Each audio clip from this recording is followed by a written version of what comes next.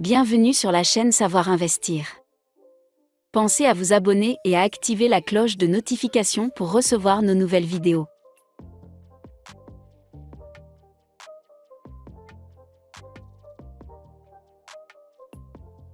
L'organisation de la Bourse de Paris. Les autorités de marché ont longtemps compartimenté les valeurs suivant plusieurs marchés: premier marché, second marché, nouveau marché.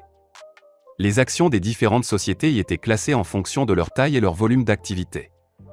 Des changements majeurs sont cependant intervenus au début de l'année 2005, avec une nouvelle organisation, beaucoup plus claire pour l'investisseur. Désormais, toutes les sociétés, quelle que soit leur taille, font partie du même marché, Eurolist. Cette liste unique rassemble l'ensemble des valeurs cotées à la Bourse de Paris. Ces dernières, qu'elles soient des multinationales ou des sociétés familiales, bénéficient d'un cadre réglementaire homogène, mêmes obligations de publication des résultats ou d'introduction sur le marché, notamment. Toutefois, pour distinguer ces différentes entreprises au sein d'Eurolist, Euronext a mis en place un critère d'identification suivant la capitalisation des sociétés, la capitalisation étant la taille boursière d'une société. Ainsi, on trouve trois groupes. Le compartiment A pour les blue chips, valeur supérieure à 1 milliard d'euros. Le compartiment B pour les valeurs moyennes, entre 1 milliard et 150 millions d'euros. Le compartiment pour les petites valeurs, capitalisation inférieure à 150 millions d'euros. À noter que cette liste unique ne contient que des valeurs françaises. On trouve, en plus d'Eurolist, deux sous-groupes, l'un pour les sociétés de la zone euro, l'autre pour les sociétés internationales, hors de la zone euro, qui sont cotées à Paris. Le marché libre, un cas à part. Conseil.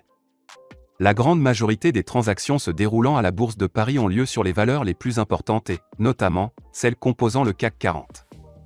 Au départ, nous vous engageons à ne pas investir sur de petites valeurs, et particulièrement celles du marché libre. Les risques sont plus élevés sur ces titres, l'information disponible étant plus faible. Commencez avec les grandes valeurs pour vous familiariser avec le marché. À côté de ce grand marché réglementé, cohabite un marché non réglementé, le marché libre. Ce marché, qui n'a pas été touché par la réforme de 2005 visant à regrouper toutes les valeurs au sein d'un même marché, est un cas un peu à part. Les sociétés qui rentrent sur ce marché sont souvent de très petites sociétés. Il leur permet de s'acclimater à la bourse sans trop de contraintes. Il faut néanmoins savoir que ce compartiment, qui ne bénéficie pas des mêmes conditions de transparence qu'Eurolist, souffre d'une défiance de la part des investisseurs. En effet, les entreprises du marché libre ne sont pas, par exemple, obligées de publier des comptes trimestriels ou semestriels, seule une publication annuelle étant exigée. Les modalités de règlement. Deux types de règlements cohabitent à la Bourse de Paris. Le système du comptant qui est la norme, le règlement des titres et leur livraison sont simultanés. Dans ce système, lorsque vous décidez d'acheter des actions, vous les payez instantanément et elles sont créditées en même temps sur votre compte titre.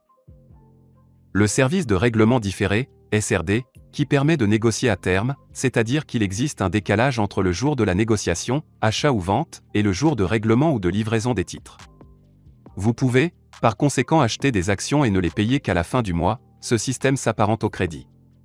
Le SRD ne concerne cependant pas toutes les valeurs, seule une sélection d'entre elles en bénéficie.